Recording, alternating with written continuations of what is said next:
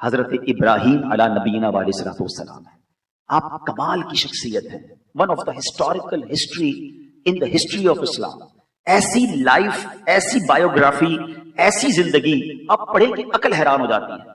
آپ کا مقام کتنا بڑا ہے اس بات سے سمجھیے کہ پیارے آقا مدینے والے مصطفیٰ صلی اللہ تعالی علیہ وسلم جو آخری نبی ہیں, مرتبے میں سب سے عرفہ و اعلیٰ ہمارے آقا ہیں, مگر ان کے بعد کم و بیش 1,24,000 پیغمبروں میں سب سے افضل ہستی حضرت ابراہیم علیہ السلام ہے.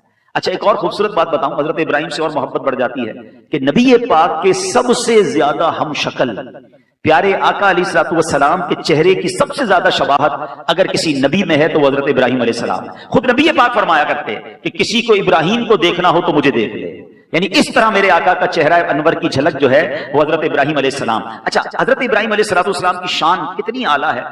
4 آسمانی کتابیں, 4 آسمانی مذاہب کہلاتے ہیں, ٹھیک ہے نا, توریت, زبور, انجیل اور قرآن, چاروں میں حضرت ابراہیم کا ذکر, چاروں مذاہب میں حضرت ابراہیم کا بڑا ادب موجود ہے. اچھا حضرت ابراہیم علیہ السلام کی یادگار انہی کے بیٹے کو ذبح کیا گیا تھا نا, حضرت اسماعیل کو, اور ذبیح اللہ حضرت اسماعیل ٹھہرے.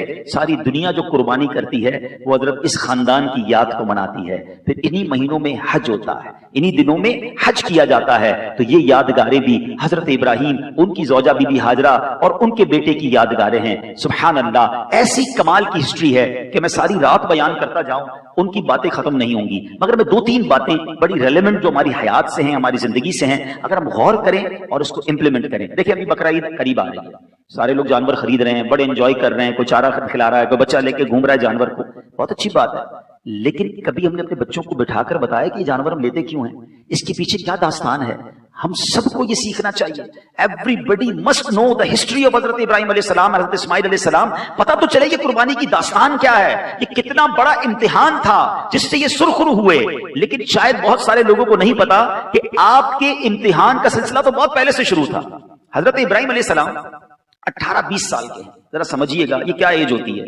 18-20 سال کا نوجوان کتنا ینگ ہوتا ہے, مگر آپ کو نمرود نے آگ میں ڈالنے کا پلان کیا. اب وہ آگ کیسی تھی ذرا غور کیجئے. وہ آگ ہے آسمان سے باتیں کرتی ہوئی آگ, کوئی نارمل آگ نہیں ہے. پرندہ اس وقت اس آگ کے اوپر سے نہیں گزر سکتا تھا, اتنی بڑی آگ ہے. پلان کر لیا گیا. آپ کے پاس فرشتے آتے ہیں, جبریل امین آ رہے ہیں کہ حضور آپ حکم کریں, ہم بادل کے فرشتوں کو کہتے ہیں بارش ہوگی آگ بجھا دیں گے. آپ نے فرمایا نہیں, مجھے تمہاری کوئی مدد کی حاجت نہیں ہے, اللہ دیکھ رہا ہے, اگر وہ چاہے گا تو آگ بجھ جائے گی, اور اگر اس کو یہی منظور ہے کہ مجھے آگ میں ڈال دیا جائے, میں ریڈی ہوں اس کے لیے, مجھے منظور ہے. اب جب بالکل آگ میں ڈالے جانے کا وقت آ گیا نا, تو جبریل امین آ کر کہتے ہیں کہ حضور چلیں, آپ ہم سے مدد نہیں مانگ رہے, اللہ سے تو مدد مانگ لیں, اللہ سے تو کہہ دیں کہ آگ سے آپ کو بچا لے. اللہ اکبر. حضرت ابراہیم کے جملے کیا تھے, آپ فرماتے میرا رب دیکھ رہا ہے, اگر اس نے بچانا ہوگا تو وہ بچا لے گا, اور اگر میرا جلنا ہی مقصود ہے تو میں اس کے لیے بھی تیار ہوں. جے سونا میرے دکھ وچ راضی, جے سونا میرے دکھ وچ راضی, میں سکھ نو چلے پاواں. ارے میرا مالک اگر میرے دکھ میں راضی ہے تو مجھے سکھ نہیں چاہیے. اللہ اکبر. یہ 18-20 سال کا نوجوان ہے جس کے توکل کا عالم یہ ہے. بتاؤ اس آگ نے کیا کیا. حضرت ابراہیم کا کون سا بال بیکا ہوا. 1-2 منٹ آپ آگ میں نہیں رہے, میں اور آپ چولہے پر چند سیکنڈ ہاتھ نہیں رکھ سکتے. حضرت ابراہیم تقریباً 40 دن اس آگ میں رہتے ہیں, اور جب باہر آتے ہیں تو بالکل صحیح سلامت ہوتے ہیں. یہ کیا تھا, یہ ایمان کی وہ طاقت تھی, یہ توکل کا وہ لیول تھا, یہ اللہ پر وہ بھروسہ تھا. اور کیا خوبصورت بات شاعر مشرق لکھتے ہیں, اگر آج بھی ہو ابراہیم سا ایمان پیدا. ہاں بس صرف یہی چاہیے, وہ ایمان کی رمق, اللہ پر بھروسہ اگر آج بھی وہ اس لیول کا مل جائے. اگر آج بھی ہو ابراہیم سا ایمان پیدا, آگ کر سکتی ہے انداز گلستان پیدا. ارے آج اگر آپ غموں کی آگ میں ہیں, آج پریشانیوں کی آگ سامنے نظر آ رہی ہے, آج آپ مشکلوں میں گرفتار ہیں, حضرت ابراہیم کے اس توکل کو یاد کرو, اپنے رب پر بھروسہ کرو. میرا رب چاہے تو آگ کو گلزار کر سکتا ہے. اللہ اکبر. یہاں ایک اور لاجیکلی کوسچن پیدا ہوتا ہے, حضرت ابراہیم نے یہ آگ میں چھلانگ کیوں لگا دی. ارے آگ سے بچنا ضروری تھا, کوئی کمپرومائز کی طرف چلے جاتے. جناب سارے فیصلے لاجک سے نہیں ہوتے, کچھ فیصلے عشق والے ہوتے ہیں. شاعر لکھتے ہیں, کیا خوب بات لکھی ہے, عقل والوں کے نصیبوں میں کہاں ذوق جنون. Do not try to manage all the things with your brain. کچھ دل سے فیصلے بھی کیا کرو. عقل والوں کے نصیبوں میں کہاں ذوق جنون. عشق والے ہیں جو ہر چیز لٹا دیتے ہیں. ارے عشق والے ہوتے ہیں جو کام کر جاتے ہیں. بے خطر کود پڑا آتش نمرود میں عشق. عقل تھی محو تماشائے لبے مام ابھی. ارے عقل تو سوچتی رہ گئی, عشق نے اپنا کام کر دیا. یہ ہے ہسٹری حضرت ابراہیم کی. نوجوانی کے عالم میں اللہ پر بھروسہ ایسا تھا. سبق کیا ملا؟ آج ہمارا حال یہ میں سب پہ بھروسہ ہے, رب پہ بھروسہ نہیں ہے. ہم کہتے ہیں یار تعلقات ہوں گے نا بڑے آدمی سے پھر مسئلہ حل ہوگا, فلاں منسٹر سے دوستی ہونی چاہیے, فلاں جناب سیاستدان سے دوستی ہونی چاہیے. ارے جناب پیسہ ہونا چاہیے تب پرابلمز حل ہوتے ہیں, غربت میں کوئی مسئلہ حل نہیں ہوتا. یہ بہت بڑی بھول ہے ہماری. ارے اگر پیسے سے ہی غم دور ہوتے ہوتے تو کوئی امیر غمزدہ نہ ہوتا, کوئی امیر پریشان نہ ہوتا. اب لوگ کہتے ہیں یار لگژری گھر ہونا چاہیے تب سکون کی نیند آئے گی. ارے تم اربوں کا محل بنا لو, بہترین گدے بچھا لو, اللہ نے سکون نہیں دینا تو اس اربوں والے بیڈ پر بھی تمہیں سکون نہیں آئے گا.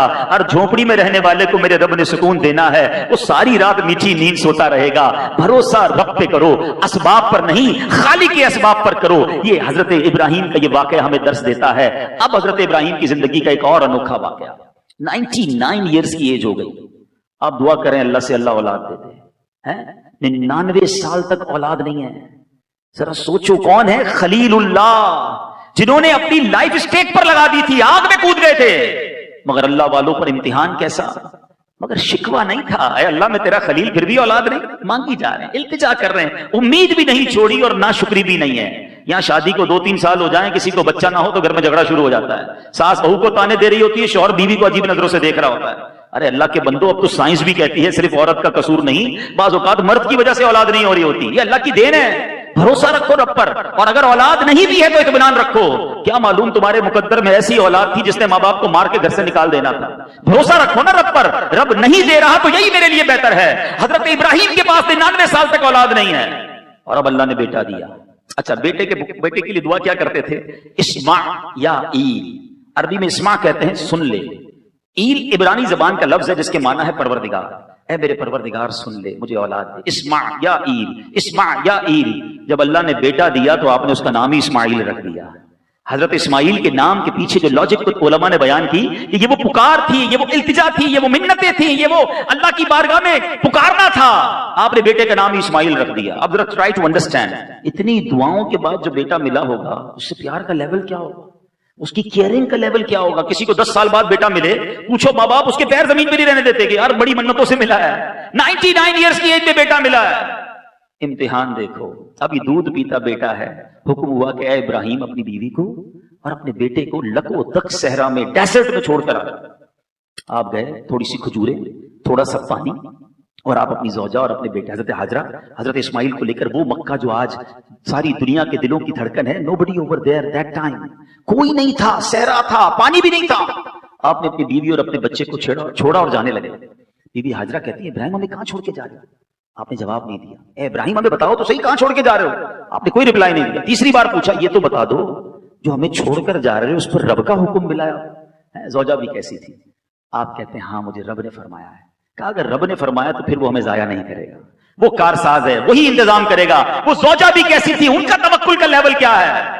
آج بیوی کہتی تم ادھر سے بھی میرے کام کرو, پیسے لے کر آؤ, چوری کرنی پڑے, یہ نوکری سے تمہارا کچھ نہیں بنے گا, غلط کام بھی کر کے میرے لیے لے کر آؤ. پہلے زمانے کی عورتیں اپنے شوہر کے ساتھ اللہ کی رضا کے لیے کیسی توکل والی ہوتی تھی. اس واقعے میں میری بہنوں کے لیے بھی درس ہے کہ کبھی بھی ایسا جس کو کہتے ہیں فورس اور ایسا پریشر ڈیولپ نہ کریں اپنے گھر والوں پر کہ وہ حرام کاموں کی طرف چلے جائیں. مشکل حالات میں ان کا ساتھ دیں, حلال روزی میں ان کی مدد کریں. بہرحال اب حضرت ابراہیم اپنے زوجہ کو چھوڑ کر اپنے اس لخت جگر کو چھوڑ کر چلے جاتے ہیں. کچھ دیر, 1-2 دن تو وہ کھجوریں اور پانی چل گیا. اس کے بعد وہ کھجوریں بھی ختم, وہ پانی بھی ختم. اب اس بچے کو لگی پیاس. ماں بچے کو پیاسا کیسے دیکھ سکتی ہے؟ وہ ماں ایک پہاڑ سے دوسرے پہاڑ تک چلنے لگی پانی کی تلاش میں. ایک پہاڑ سے دوسرے پہاڑ, دوسرے سے پہلے پہاڑ. صفا اور مروہ کے درمیان جو چلنا ہے بی بی ہاجرہ کا, وہ کس لیے تھا؟ وہ پانی کی تلاش میں تھا. میں ایک بڑی خوبصورت بات کہنے جا رہا ہوں. جو مکے مدینے گئے ہیں میری بات کو سمجھیں گے. جب ہم صفا مروہ کے درمیان جاتے ہیں حافظ صاحب, ایک جگہ میلین اخضرین آتی ہے, گرین لائٹس, وہاں پر دوڑنا ہوتا ہے. کبھی ذہن میں سوال آتا ہوگا یار نارمل چلتے چلتے اچانک دوڑنا, لائٹ ختم ہوئی پھر چلنا, اس کے پیچھے کیا راز ہے؟ سنو, سبحان اللہ. مسئلہ یہ تھا کہ بی بی ہاجرہ جب پانی کی تلاش میں چلتی تھی نا تو اپنے بچے کو دور سے دیکھتی بھی جاتی تھی.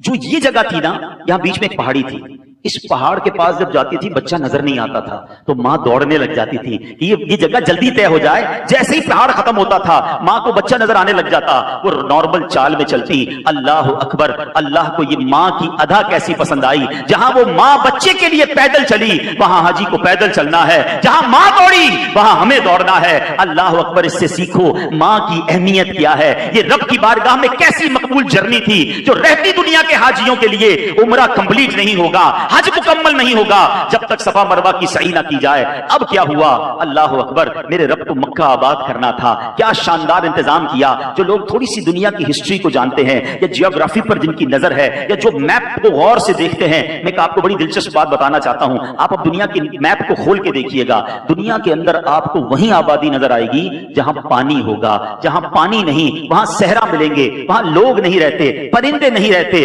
जानवर नहीं रहते। पिछले दिनों में इजिप्ट गया, कभी आप इजिप्ट के नक्शे को एक्सप्लोर कीजिएगा। हम बैठे थे, हम इजिप्ट के मैप को देख रहे थे कहां कहां ट्रेवल करना है। बड़ा अजीब लगा कि इजिप्ट जो है पूरा एक लकीर के साथ आबाद है, राइट लेफ्ट सारा रेगिस्तान है। गौर किया ये लकीर क्या है, पता चला ये दरियाए नील है। ये पूरे इजिप्ट में जिधर जिधर जाता है दाएं बाएं लोग रहते हैं, बाकी कहीं लोग नहीं रहते। तो पानी असल में जिंदगी है। हजरत इस्माइल प्यासे थे, पैरों की रगड़ से चश्मा जारी हुआ। हजरत हाजरा ने जब वो चश्मा देखा आपकी जबान से बेसाख्ता निकला, जम जम जम जम कहते हैं अरबी में रुक रुक, आपकी जबान से ये निकलना था। उस चश्मे का नाम ही जमजम पड़ गया, ये जारी हो गया। कुछ अरसे बाद कबीला बनी जरहम के लोग वहां से गुजरे, उन्होंने बीबी हाजरा से इजाजत चाही, ऐ बीबी पानी भी है, क्या हम यहाँ रह सकते हैं। आपने कहा तुम भी रह लो। 2 घर आबाद, 4 घर आबाद, आहिस्ता आहिस्ता मक्का आबाद होने लगा।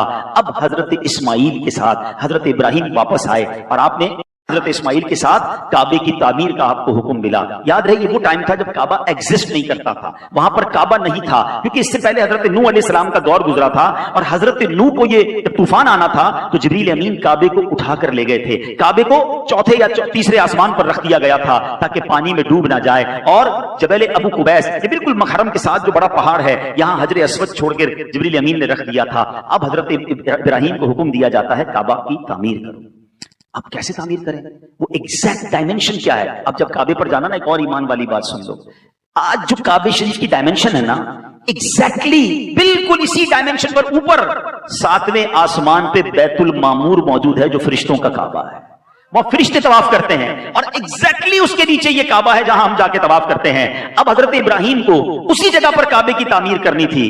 गूगल का जमाना तो था नहीं कि लोकेशन भेज दी जाती, डायमेंशन भेज दी जाती, इस जगह पर जाकर इतनी दीवार बनानी है। अल्लाह अकबर, हजरत इब्राहिम को कोई आगाही देने के लिए हदीस में ये वाकया लिखा कि अल्लाह करीम ने एक बादल भेजा कि इब्राहिम इस बादल के साये के नीचे ना कम ना ज्यादा, जितना इस बादल का साया है काबे की तामीर करो। वो डायमेंशन बता दी गई। हजरत इब्राहिम काबे की तामीर कर रहे हैं, हजरत इस्माइल पत्थर पकड़ा रहे हैं, हजरत इब्राहिम तामीर कर रहे हैं। अब एक क्वेश्चन है जनाब, ये हमारे नादिर भाई के घर की छत पे हम बैठे हैं, छत की तामीर होने के लिए कोई क्रेन भी आई होगी, कोई लिफ्ट भी आई होगी, ऊपर ईंटें कैसे पहुंची, ऊपर तामीर कैसे हुई। काबा तो बहुत ऊंचा है, हजरत इब्राहिम और हजरत इस्माइल ने उसके पत्थर कैसे रखे। अल्लाह अकबर, मेरे रब की शान देखो, जिस पत्थर पर खड़े होकर हजरत इब्राहिम ने काबे की तामीर की, उस पत्थर को क्या कहते हैं, मकाम इब्राहिम। अल्लाह करीम ने उस पत्थर को यह ताकत अता की कि जैसे जैसे काबे की दीवार ऊंची होती जाती वो पत्थर भी ऊपर होता जाता। वो लिफ्ट का काम करता रहा। हजरत इब्राहिम ऊपर की तामीर करते, वो पत्थर ऊपर हो जाता। जब ये तामीर नीचे करनी होती, वो पत्थर एक्सीवेटर की तरह कभी ऊपर जाता कभी नीचे जाता। और अल्लाह करीम ने उस पत्थर में हजरत इब्राहिम का एक मौजज़ा कैसा जाहिर किया कि उस पत्थर ने आपके कदमों के निशान को अपने दिल में गोया बसा लिया। आपको पता है कितना टाइम हो गया है, 5000 साल से ज्यादा वक्त हो चुका है। हर हाजी, हर शख्स तवाफ करने वाला नेकेड आई से हजरत इब्राहिम के कदमों के निशान देख सकता है। ये जो बॉक्स है ना इसके ऊपर, इसको तो 200-300 साल हुए हैं।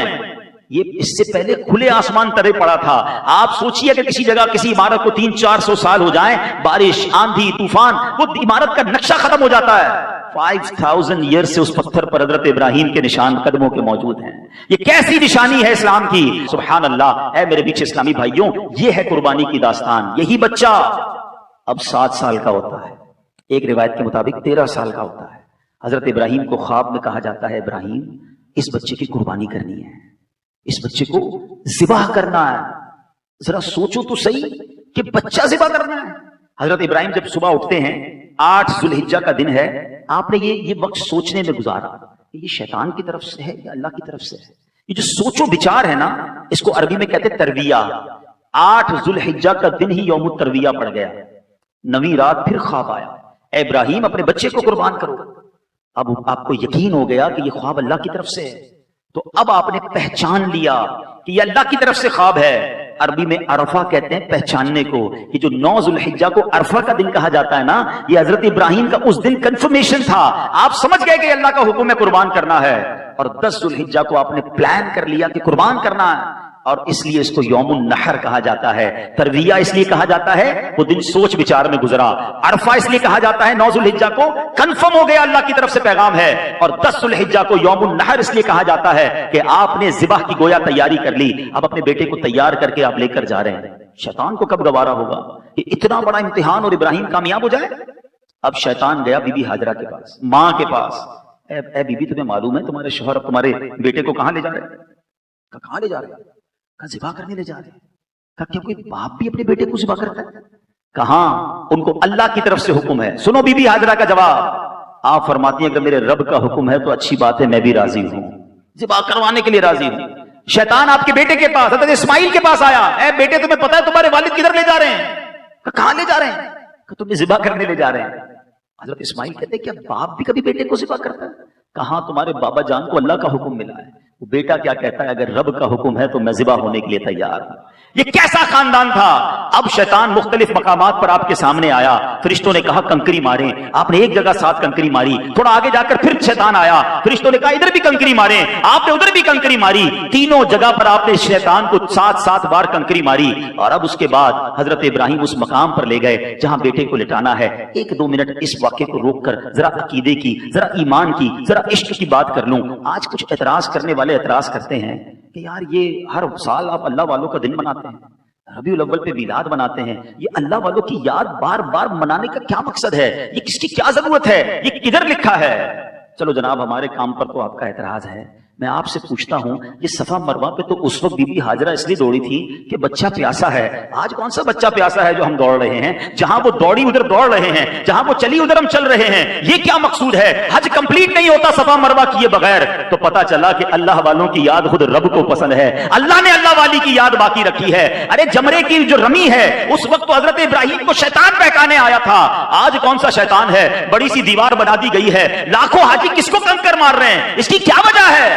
اللہ اکبر، میرے رب کو یہ پسند ہے کہ حضرت ابراہیم کی اس ادا کو ہر سال حاجی ادا کریں۔ اس کا مطلب یہ ہوا اللہ والوں کی یاد ہی حج ہے۔ تو جب حج کرتے ہو، اللہ والوں کی یاد مناتے ہو، تو آج اگر کوئی اللہ والوں کی یاد اپنے گھر میں منا لیتا ہے تو کسی کو کوئی اعتراض نہیں کرنا چاہیے۔ بہرحال پھر آتے ہیں واقعے کی طرف۔ حضرت اسماعیل کو جب لے کر گئے، کیا بیٹا ہے، کیا تربیت ہے، وہ کہتے ہیں بابا جان آپ مجھے ذبح کر رہے ہیں نا، ایک کام کیجیے گا، ذرا چھری کو زیادہ تیز کر لیجیے گا تاکہ مجھے کم تکلیف ہو۔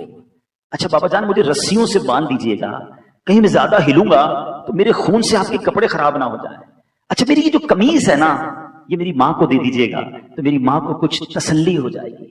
بابا جان ذبح کرتے وقت مجھے الٹا کر دیجیے گا تاکہ میرے چہرے پر آپ کی نظر پڑے گی تو آپ کو بھی تکلیف ہوگی۔ اللہ اکبر، ایسا ہی ہوا۔ یہ قربانی کی داستان اپنے بچوں کو سناؤ، گھروں میں بکرے لے کر، جانور لے کر کھیل رہے ہیں، کود رہے ہیں، ان کو بتائیں تو صحیح یہ کس کی یاد ہے، یہ کتنا بڑا امتحان تھا۔ آج اس ہسٹری کو بھلا بیٹھے۔ حضرت ابراہیم نے چھری تیز کی، بچے کو رسی سے باندھا، الٹا لٹا دیا، اور سنو کیا کیا، انہوں نے اپنا کام کر دیا، انہوں نے چھری کو گھما دیا، مگر اللہ کے حکم سے چھری نے اپنا کام نہیں کیا۔ اور اب کیا ہوا، ذرا try to understand the scenario. بیٹا نیچے ہے، باپ اوپر ہے، اور ہاتھ میں چھری ہے، اور وہ چھری گھما دی گئی ہے۔ اتنے میں حضرت ابراہیم علیہ السلام کو اوپر سے ایک آواز آئی، اللہ اکبر اللہ اکبر۔ آپ نے سر اٹھا کر دیکھا تو آپ نے دیکھا کہ جبریل امین ایک مینڈھا لے کر آ رہے ہیں۔ اللہ کریم نے جنتی مینڈھا بھیجا۔ اور یہاں پر جن کو تھوڑی سی ہسٹری اسلام کی معلوم ہے، جنہوں نے حضرت آدم کا واقعہ سنا ہوگا، قابیل اور حابیل کے انسیڈنٹ میں جو حابیل نے قربانی کے لیے مینڈھا پیش کیا تھا، علماء کہتے ہیں وہی مینڈھا تھا جو جنت میں تھا، اللہ نے حضرت اسماعیل کے فدیے کے طور پر اس کو بھیجا۔ اچھا جب حضرت ابراہیم نے وہ سنا نا، اللہ اکبر اللہ اکبر، حضرت ابراہیم اب اپنے بیٹے کے گویا اوپر سوار ہیں۔ آپ نے کیا کہا، لا الہ الا اللہ واللہ اکبر۔ اب جب بیٹا جو نیچے ہے اس نے سنا تو وہ بھی سمجھ گیا کہ امتحان کا وقت ختم ہو گیا ہے۔ بیٹا کہتا ہے، حضرت اسماعیل کہتے ہیں اللہ اکبر وللہ الحمد، یہ جو عید کے دن پڑھتے ہیں ذرا سوچو اس کی ہسٹری کیا ہے.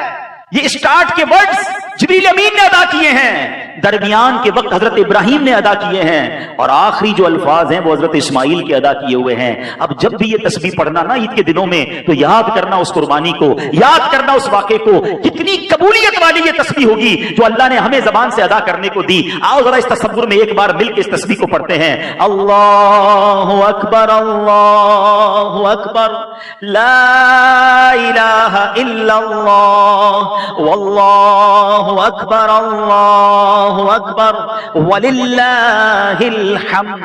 تو یہ تسبیح کی اصل حقیقت ہمیں پتا ہونی چاہیے. تو اے میرے پیارے اسلامی بھائی, دیٹ واز دا ہسٹری. یہ پتا ہونا چاہیے کہ یہ کتنی بڑی قربانی تھی جو وہ کامیاب ہوئے.